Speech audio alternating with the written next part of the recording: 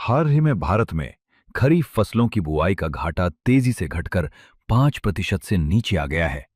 24 जुलाई तक किसानों ने 787.37 लाख हेक्टेयर क्षेत्र में बुआई पूरी कर ली, जबकि पिछले वर्ष इसी अवधि में 826.19 लाख हेक्टेयर क्षेत्र बोया गया था।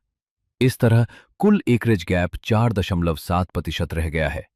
जुलाई की शुरुआत में कमजोर मानसून के कारण यह अंतर लगभग 21% तक पहुंच गया था, लेकिन महीने के दूसरे हिस्से में सक्रिय बारिश और बे ऑफ बंगाल में बने वेदर सिस्टम्स ने खेतों में पर्याप्त नमी पहुंचाई, जिससे बुवाई की रफ्तार बढ़ गई। हालांकि सभी फसलों में सुधार एक समान नहीं है। धान का रकबा 234.43 लाख हेक्टेयर है, जो पिछले वर्ष से करीब 6.19 लाख हेक्टेयर कम है। दालों की बुवाई 84.57 लाख हेक्टेयर तक पहुंची है, लेकिन इसमें लगभग 6.9 लाख हेक्टेयर की कमी बनी हुई है। सबसे बड़ा अंतर कोर्स सीरियल्स में दिखाई देता है, जिनका क्षेत्र 142.21 लाख हेक्टेयर है और यह पिछले वर्ष से 19.28 लाख हेक्टेयर पीछे है।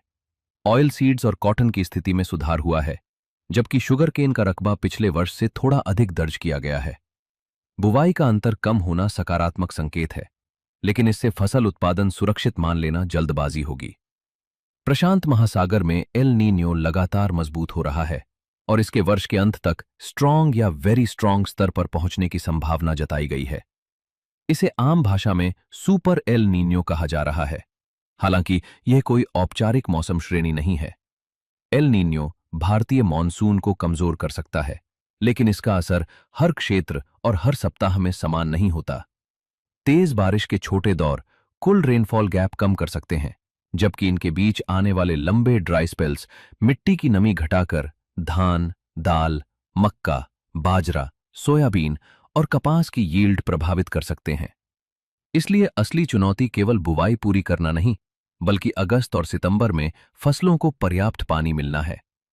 एग्रीकल्चर मिनिस्ट्री ने कम बारिश वाले क्षेत्रों की निगरानी बढ़ाई है और राज्यों को शॉर्ट ड्यूरेशन क्रॉप्स, कम पानी वाली किस्मों तथा ड्राउट रेजिलिएंट सीड्स के इस्तेमाल पर जोर देने को कहा है।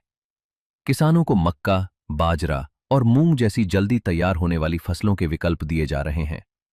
आगे फूड प्रोडक्शन और महंगाई की दिशा इस बात पर निर्भर करेगी कि सक्रिय मॉनसून कितने समय तक बना रहता है और एल नीनियो के बीच बारिश का क्षेत्रीय वितरण कैसा रहता है।